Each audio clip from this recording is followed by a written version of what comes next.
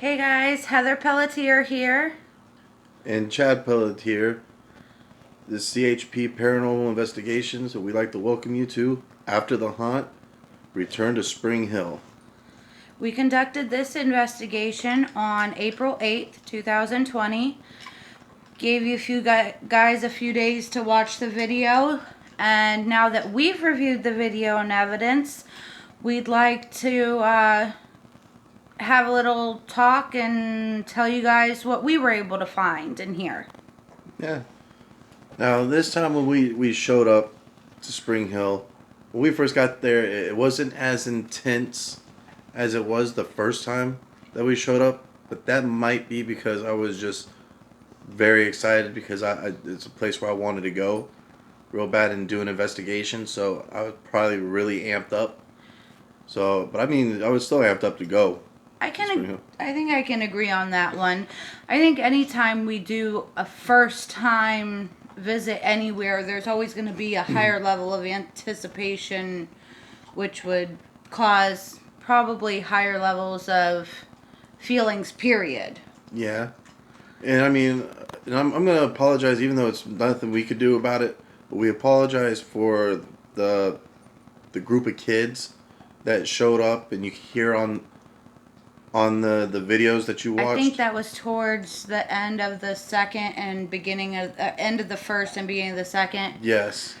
Unfortunately, when we go to places that are public like this, like a cemetery, we can't help who comes and who goes. And unfortunately, there's just some people out there that don't understand that when you see a group of people that look like they're doing some kind of investigation or whatnot, you should kind of mind your P's and Q's and, either stay a little out of their way, or when you come around them, stop your conversation or lower your conversation just to show a little respect. I mean, that's what we try to do if we show up to a place to do an investigation. Go introduce yourself and be like, hey, we're here doing blah blah blah. That's how we ended up meeting Debbie and Robert at Spring Hill the first time we went. And now we've been able to collaborate with them several times and love doing so. So, I mean, introduce yourself if nothing else. Now, we did find out from Debbie and Rob when they were leaving from there that these group of kids were kind of chanting, and I guess they found some kind of ritual online or something. And we do not recommend this in any way, shape, or form for the unexperienced and anybody unknowledgeable in what they're doing. Yeah, because, I mean, number one, let's face it, all cemeteries, whether they're historic or not, is not a place to play games. That's what I say. Like, people ask me about, do I like Ouija boards? To me, Ouija boards are like a loaded gun. You have to have respect and know how to operate it while using it. Don't just go out there and buy Milton Bradley's Ouija board, open it up, and start playing around with it. Because, some people think it's a game, but it's not. It could open up gateways. Another quick disclaimer that I thought of after we did our last session of After the Haunt. When we review these videos, we always do so using earbuds. Because if we just watch them like you would watch them, we get to hear what's going on, but there's a lot going on in the background that's not as loud or clear or able to hear. So before we do this After the Haunt session with you guys, we always go back, we put earbuds in to kind of tune all other noise, all other distractions, and we watch our own videos again to review the evidence. And that's generally when we end up picking up the types of information that we bring to you here, which hopefully soon we'll be able to start doing these After the Haunt sessions live on YouTube. And then at that point, we can have the open discussion and let you guys tell us what you heard, what you saw.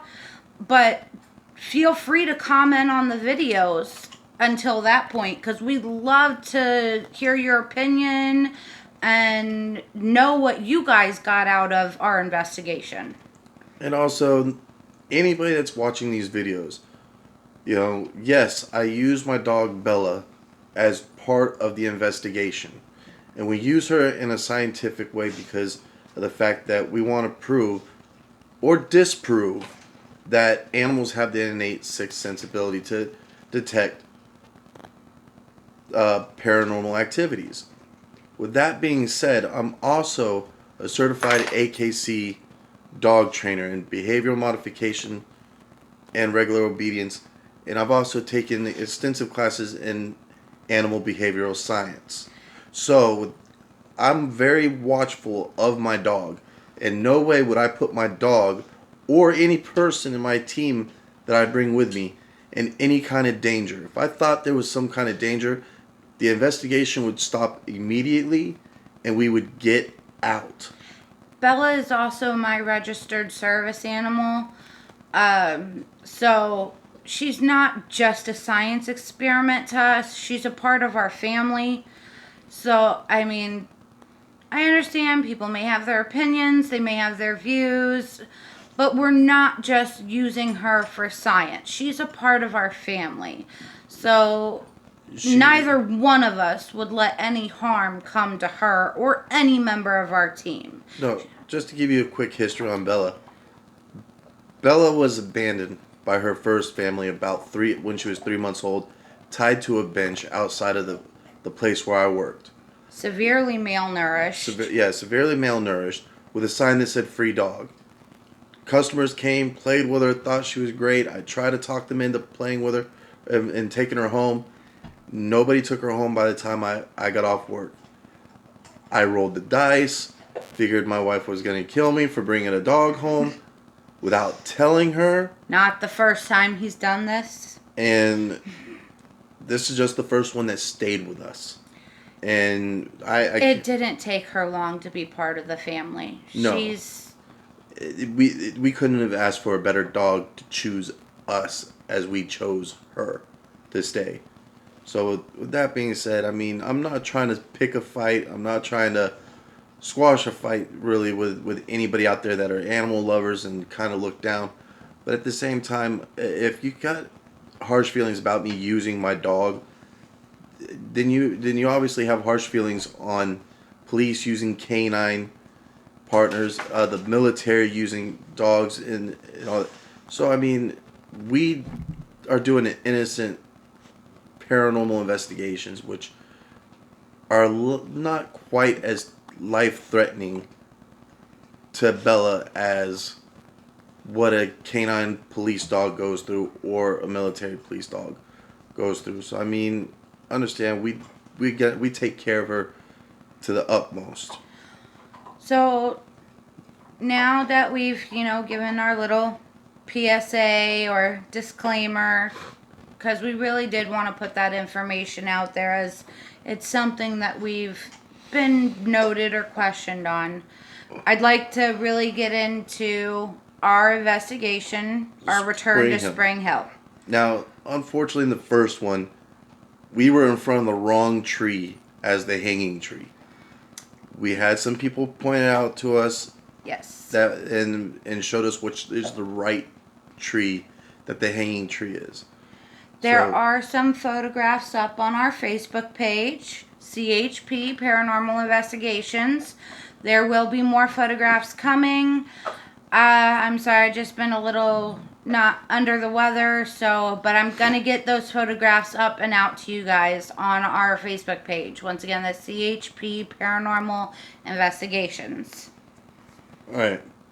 But let's go ahead and hit some high notes on what we discovered when we reviewed the evidence. And I have it separated between first and second videos. All right. Now, there was lots of static and interference with the boom mic. Not sure if that's the quality of our rig or if that's just something that's coming in from the investigation in general. Because it it's not a constant. No. It comes and goes. And this was really the first time we truly brought the rig out and used it in this investigation. So we're still kind of learning with the new equipment that we got. You know, we're trying to get better equipment as we go along. So I mean, I know a lot of things are hard to see at night because we don't have that great of lighting. We're still working on it. And if you guys could put in the comments a small little flashlight like you see me use that's brighter and better, please let me know, and we could look into it, trying to get any equipment recommendations. Yes. We're more than happy to do the research on it, and as money becomes more available, better equipment will be purchased. So when I was reviewing our investigation, I'm not sure if you heard the same thing as I did. About 5 minutes, 40 seconds into the first video, through our Necrophonic app that we use, which is basically our spirit box, I got no leave.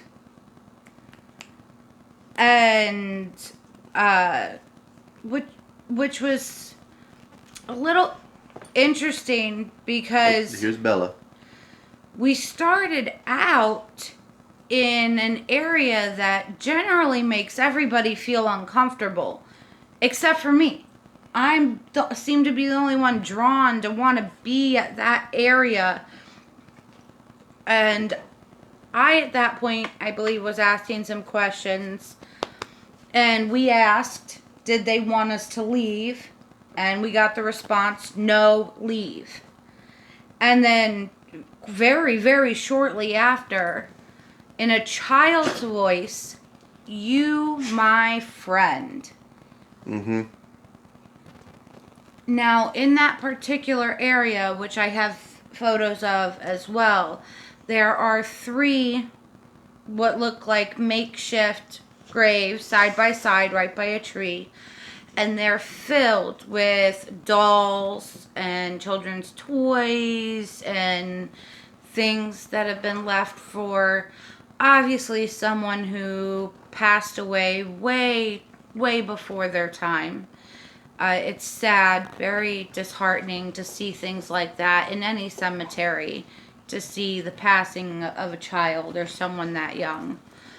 But to get responses like that is kind of heartwarming. Like, we were wanted there, and they were happy to have us there, and I think happy to have Bella there visiting. We were also by the actor Michael Telefaro's grave. Yeah. And I went ahead and I asked, towards the end of the spirit box session with him, I asked, I hope you're resting in peace. And you hear a distinct male's voice say, yep. And that also came through our Necro app. Yes. But yeah, it was distinctly male. And then over back towards a child's grave, you can hear children's voices, and you can always tell the difference between a child's voice and an adult's voice. And I mean, it was hard to discern what they were saying, but that was about 7 to 8 minutes in. You can hear the voices of these children, which is really cool. I mean, anytime we get any type of EVP, Plots. to me is just awesome that we're getting that response to the fact that we're there. A lot of time on the Necrophonic app too, you heard like a moaning wailing female voice. Sometimes it was you could distinguish what it was saying. Other times it just sounded like she was just doing Just like a woman crying or mourning. And there is supposedly you could hear and sometimes see a female apparition of a lady crying at various graves in this particular cemetery.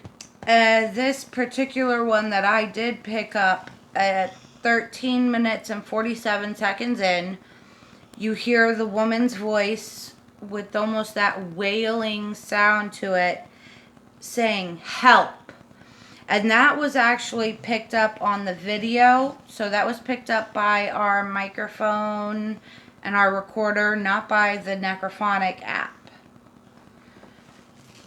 And you get a lot of voices in the background, whispers. You can't always discern what they are, but they may not want to make themselves known. So you get the whispers of their conversation, but not really. You can't really always discern what they're saying.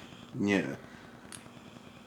Now there was still a group of, yeah, that's what you were talking about, Yeah. the voices in the background from. No, but right here was another group of people. Oh. That's when the teenagers showed up. Yeah. About 15 minutes into our first video. Like I said, they even asked us, and you can kind of hear it on the video, where they asked us, "Are you guys talking to the dead, or are you guys having a seance?"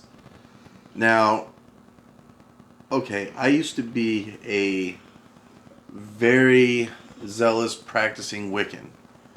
And one thing you would, if you know anything about seances and any kind of ritual, if you think somebody's doing any kind of ritual or seance, you don't walk up to them and ask them if they're doing it, because breaking their concentration, you know, it could be bad due to the fact that, you know, they could be holding a portal open or a doorway or gateway or whatever you want to call it open, and if you break their concentration, then before they could close their whatever they're doing and finish what they're doing, you could leave something open. And open doors is just like leaving your front door open at your house. You're inviting anybody and everybody to just walk in, good and bad. So if you're out and about and you see a group of people and you think they might be doing something like that, you know, Go about your business and leave them to theirs. yes. So about 20 minutes into our first video, after hearing this rush of male voices, possibly mourners, but you couldn't really understand what was being said, you hear a woman's voice come through very clearly. And she says, "Get out, get out." And then repeated by a male voice saying, "Get out." Yeah. Also, in the first video, I don't know if we have it written down, or I might be jumping ahead a little bit, but I'm at the hanging tree. So this should be right about the same spot, because we're the kids, and I do a EVP session with the spirit box, and we didn't realize it until we watched the video and went back over the evidence, but that's the first time on the app Bella's name comes through the app. That's just a little bit ahead of where we were. The only thing I could ascertain from the repeated get out, was that was happening right around the same time these teenagers had showed up and were coming in and disturbing what was going on. So I don't think it was necessarily meant for us. Just to let you guys know, the energy changed there, and not for the better. Like, sometimes when people come into an area that there's a lot of energy, a lot of stuff going on, it just fizzles out and dies down, because it spirits and entities seem to know who can and want to communicate with them, compared to who don't recognize the signs. And if nothing else, especially going in to investigate a cemetery. If I've said it once, I'll say it 100 times. The biggest thing to do, go in with respect. Respect, love, peace, and reverence for what has happened there. Because a lot of these cemeteries we go into, like Spring Hill, which is actually at this point called Spring Hill African American Cemetery, do not have kind and gentle histories. The people that are at rest there, not all of them had a peaceful or natural end to their life. Yeah. So if you're walking in there and not respecting where you're at and the history and what these people could have possibly been through, you're not gonna be welcomed. And this is where we did, shortly after, we had a female voice say Bella. And that's what you were talking about by the hanging tree. yeah, and we asked for the number of spirits we were talking, and a male answers 17. Then we get the number 8, and then we get the number 10.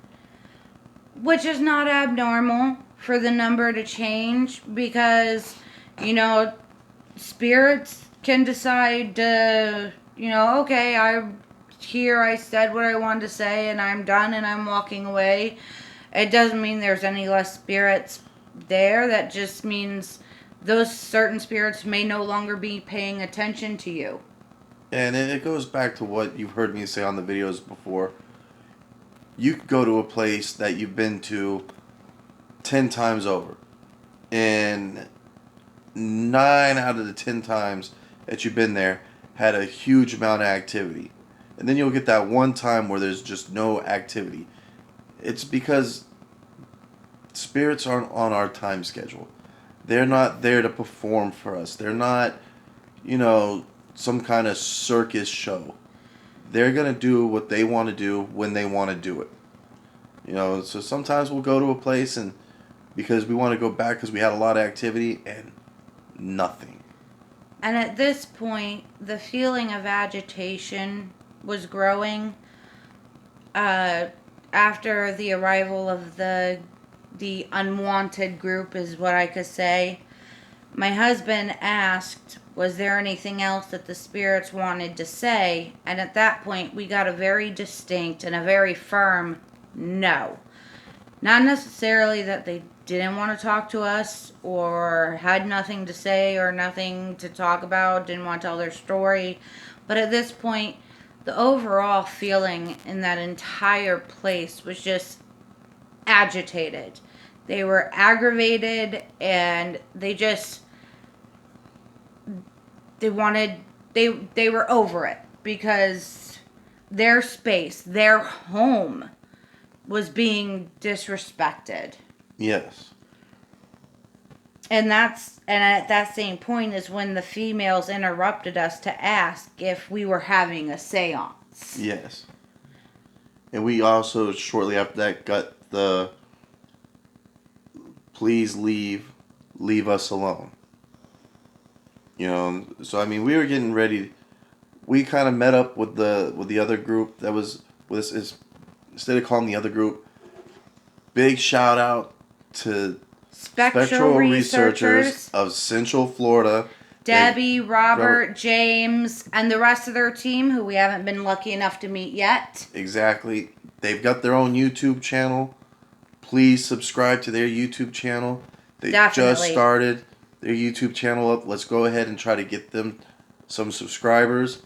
You will see us collaborating with them quite often. Hopefully quite often. If you need that name again, we'll make sure to go through a few things at the end of this video real quick. Yes. But yes, shout out. We love them. They're great to work with and can't wait. Actually think we're going to get to be collaborating with them again this weekend. Okay, there's a part coming up where I say something's bad's here, you know, and the mic gets, We start getting this low, grumbling, thunder like growl of a sound. and then And you I, actually asked, I asked, did something bad happen while you were alive? And we get a yes off the Necrophonic app. Guys, I don't know how you guys feel about the Necrophonic app. I truly believe that it works. we've gotten really good results from Yes. it. And shortly after, through the Necro app, we got In Danger. Yes. And then a little bit after that, given a chance to speak, they said, no, leave. The other group of people were still there. They were just, the spirits were just really aggravated and agitated at this point. So we actually at this point joined back up with Debbie and Robert Mm-hmm. and went over and they introduced us to Leonard, which is someone she visits every time they go there. He's former military. I believe he was in the army. I'm not sure, and I We don't s- want to misquote yeah, that, but we he was say it in the definitely a video. veteran. Yeah, we do say it in the video. I believe he was a corporal, if I remember correctly. But don't quote me on it. Don't bash me if I did misquote it. If you heard us say it on the video, but I do believe that he was. When So. we first went to visit Leonard with Debbie and Robert, you get this immediate rush of multiple voices coming in. You can't really discern what they're saying, but you can hear it. And then Debbie, she asks Leonard if he minds us visiting him, and we got No. no. But then shortly after that, there's a whisper. I don't believe it was on the Necrophonic app. I No. think this was actually caught on the mic, the camera, a whisper, leave.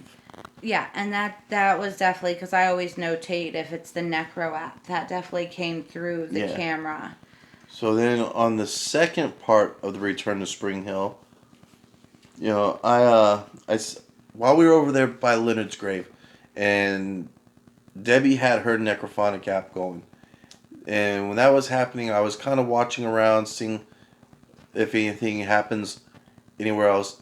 And I just happened to see they're at Spring Hill Cemetery. They got these neat little solar lights Yeah, that they have on the graves. most Most- of the graves most of the have grave. them. And there was one off to the distance. I was looking at it, and at one point it just completely blacks out and then comes back as if somebody walked in front of it. Now, shortly after when we departed from Leonard's grave, Debbie and Robert and their team decided to go ahead and take off. They were agitated by the presence of the other group, and you know, which we completely understand. So hopefully we'll get to go back there again with them soon because I really enjoy going there. We get a lot of activity, a lot of good response, and you know, that's just more for us to bring to you guys. Yes. And at this point, I put my flashlight in my pocket. Now, every time I do it, my wife will tell you, I'm very methodical in the stuff I do. And if I turn off my Annoyingly so. So if I turn off my flashlight every time before I put it in my pocket, then you could go to the casino and bet the house that if you see me put my flashlight in my pocket, I've turned it off before putting it in my pocket. But when I went to go retrieve my flashlight out of my pocket, it was turned on. And not only was it turned on, but with my flashlight, unless you already have it on and click it real fast, it goes through the different settings. It was on the low setting. And I always, in a dark place like that, keep it on the high setting. So that's how I knew that, wait a minute, something turned my flashlight on that was in my pocket. So at this point, we actually started to travel back around. There's a portion of Spring Hill that we had not previously visited, and it looks almost like there used to be another entrance or exit to the cemetery. There was originally two ways in and out of the cemetery. And This one's closed off now. Yeah, It's just wooded. there's only one way in and out of the cemetery now. And But there is still that white fencing up. yeah, and when we went over there, it was starting to get hard to breathe.